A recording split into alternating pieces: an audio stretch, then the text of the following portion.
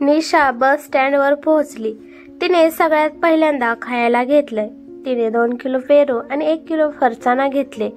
ती 30 वर्षानंतर आपल्या माहेरी चालली होती. तिला माहित नव्हतं की माझ्या माहेरी माझ्या भावाचं लग्न झालं आहे का नाही, किंवा त्याला किती मुलं आहेत.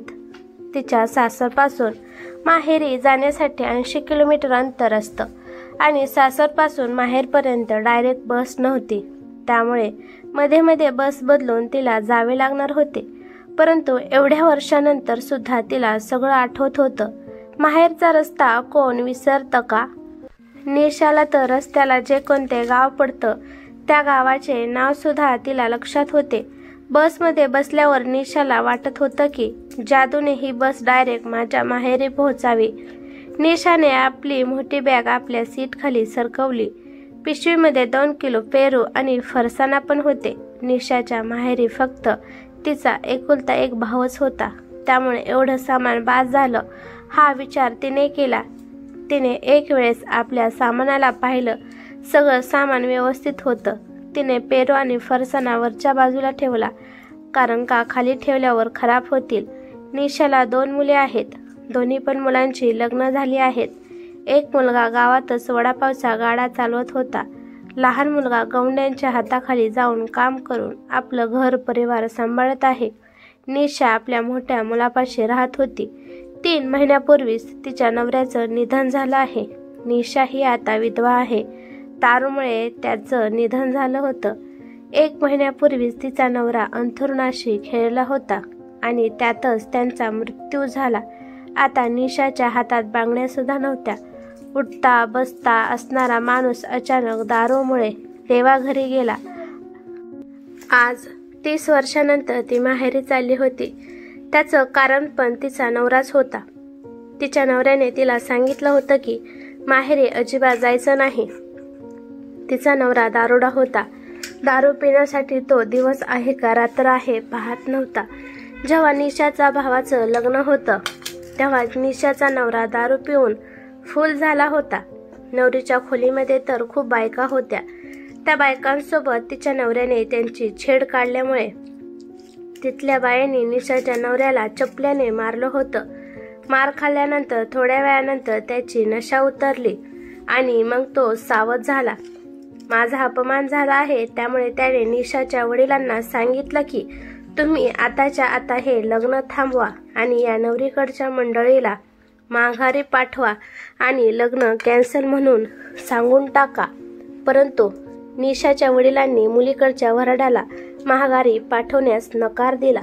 नवरदेवाचा दाजी होता तो, त्यामुळे त्याला अपमान सहन नाही झाला आणि तो मध्येच लग्न सोडून निघून गेला.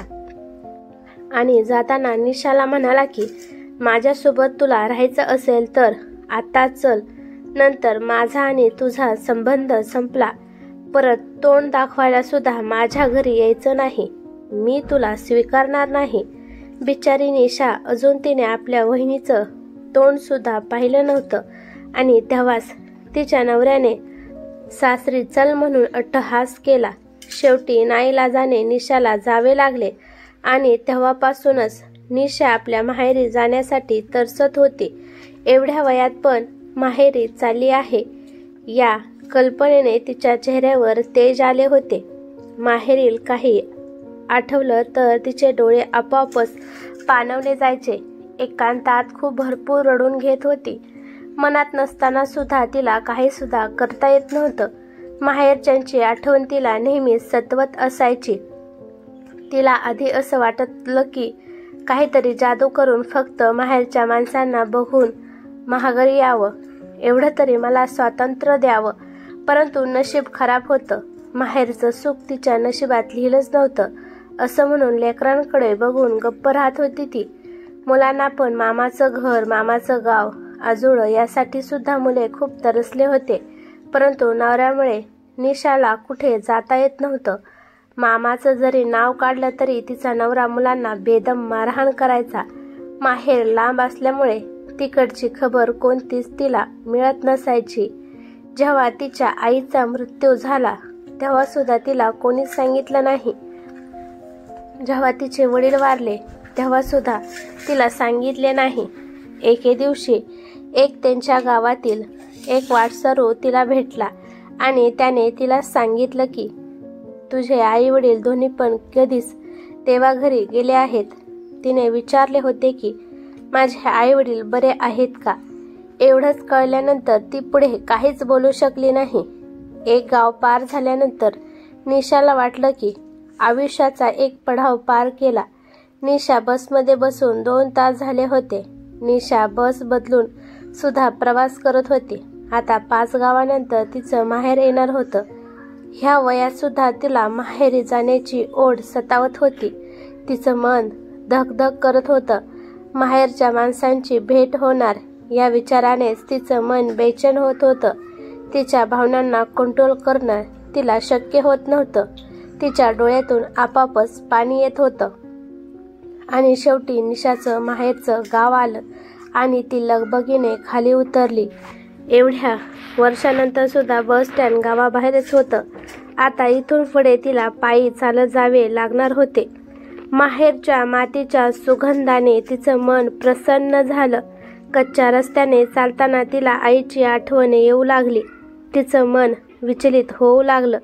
तिने खाली बसून थोडीशी माती हातात घेतली आणि तेव्हा तिला असं वाटलं की तिचे आई वडील तिला आवाज देत आहेत आणि ती पण हो आले म्हणून म्हणाली. पटकन ती उठली आणि इकडे तिकडे पाहू लागली, परंतु कुठेच कोणी नव्हतं. आणि तिने आपल्या डोक्यावर हात मारला आणि म्हणाली की वेडी झाली आहे मी आज. थोडं पुढे गेल्यानंतर तिला आवाज येऊ लागला की निशा, आपण झोका खेळू चल. तिने तिकडे पाहिलं. तिला तिच्या लहानपणीच्या मैत्रिणीचा आवाज ऐकू आला. लिंबाच्या झाडाला झोका बांधलेला असायचा. तिचं मन आपोआपच त्या लिंबाच्या झाडाकडे गेलं आणि ती त्या झाडावरून हळूच मायेने हात फिरवू लागली. तेथून पुढे ती चालू लागली. गावात पहिल्यासारखी आता मातीचे घरे नव्हती. आता गावचा रस्ता सुद्धा सिमेंटचा रस्ता बनला होता, परंतु वाटा तर त्याच होत्या ज्या वाटेवर तिचं बालपण गेलं होतं. समोर गेल्यानंतर तिला मिठाई काकाचे दुकान दिसले, जिथे निशा तिच्या वडिलांच्या हाताला धरून आणत होती आणि तिचे वडील तिथे विकत लाडू घेऊन तिला देत होते. दुकानापाशी जाऊन पाहिलं तर दुकान आता खंडर झालं होतं. मिठाईवाले काकाला मुलं बाळ नव्हती, त्यामुळे त्यांचं निधन झाल्यानंतर ते दुकान पडीक झालं होतं. पुढे गेल्यावर तिला हापसा दिसला. त्या हापशावरून ती आईसोबत पाणी वाहत होती. हापशाकडे येड्यासारखी चालली होती म्हणून 2 बायांनी तिला पाहिलं. 2 बायांना वाटले की ही कोण वेडी आहे की काय, हापशाला वेड्यासारखं बघत आहे. हापसा आता तुटला फुटला होता आणि निशा माहेरच्या घरी चालली.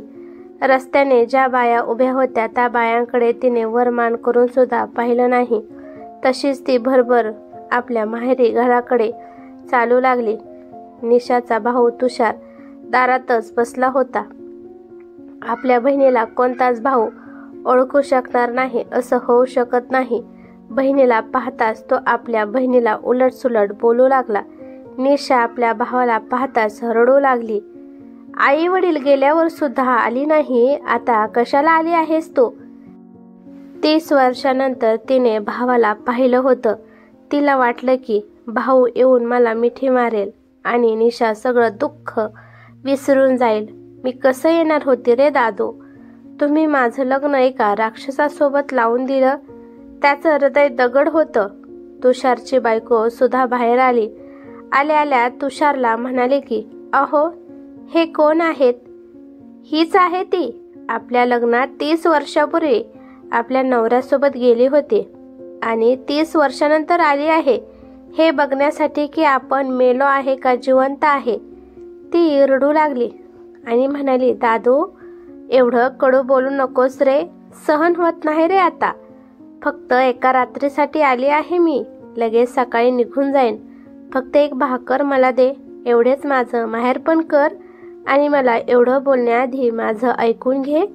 मी एका जेलमध्ये होती. त्या जेलमध्ये जिथे माझी कोणतीच मर्जी नव्हती. जो माझा नवरा म्हणेल तशा पद्धतीने मी वागत होती, परंतु आता मला त्या जेलमधून माझी सुटका झाली आहे. अरे, मी नाही येऊ शकले.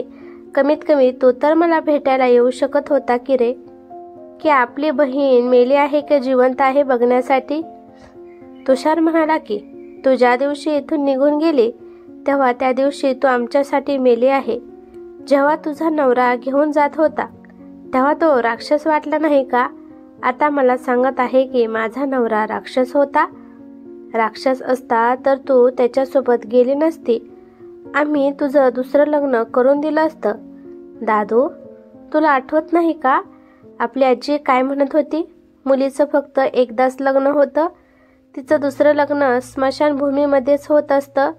2 लेकरांना घेऊन मी कुठे जाणार होती? तो कसा का असला तरी पण तो माझा नवरा होता. पूर्ण आयुष्य तर मला त्याच्यासोबत काढावे लागणार होतं. आता तो या जगात नाही, त्यामुळे विचार केला की तुम्हा सगळ्यांना एकदा भेटावं. पण तू दादू बदलला आहेस रे. तू तो तुषार नाही जो आई वडील मला खवळल्यानंतर तू मला कुशीत घेत होता. ती पिशवी खाली ठेवते आणि म्हणते की हे मी तुझ्या लेकरांसाठी आणलं होतं, त्यांना दे. जास्त काही नाही, मी तुझी गरीब बहीण आहे. जेवढं मला आणता येईल तेवढं मी आणलं आहे. 30 वर्षापासून ज्या माहेरासाठी ती रडत होती आणि तेच माहेर आज तिला परक झालं होतं. आज पण तिला दुःख भेटलं. मी आता जात आहे. देव तुला आणि तुझ्या परिवाराला नेहमीच सुखात ठेवो. निशा जाण्यासाठी वळाली. तुषार तिला म्हणाला की ताई. निशाचं पाऊल तिथेच थांबलं. तो निशापाशी आला. तिने पाठीमागे वळून आपल्या भरल्या डोळ्यांनी पाहिलं. तिला तो आज तुषार लहान भावाच्या रूपात दिसत होता, ज्याला तिने त्याला मांडीवर खेळवलं होतं. ती स्वतःला सावरू शकली नाही आणि भावाच्या गळ्यात जाऊन रडू लागली. नंतर दोघे पण भाऊ बहीण 30 वर्षानंतर भेटल्यामुळे रडू लागली. त्या दोघांना पाहून तुषारची बायको आणि मुले सुद्धा रडू लागले. त्यानंतर निशा 1 महिना आपल्या माहेरी राहिली. मन भरेपर्यंत तिने तिचं माहेरपण केलं. माहेरपणाचा आनंद घेतला. वय कितीही झालं तरी माहेरचं अंगण हवंसं वाटतं. आई वडिलांच्या सावलीतच प्रेमाचा ओलावा जपला जातो. ही कथा कशी वाटली ते मला कमेंट करून नक्की सांगा. कथा आवडली तर लाईक शेअर नक्की करा आणि चॅनलवरती नवीन असाल तर चॅनलला सबस्क्राईब करा. धन्यवाद.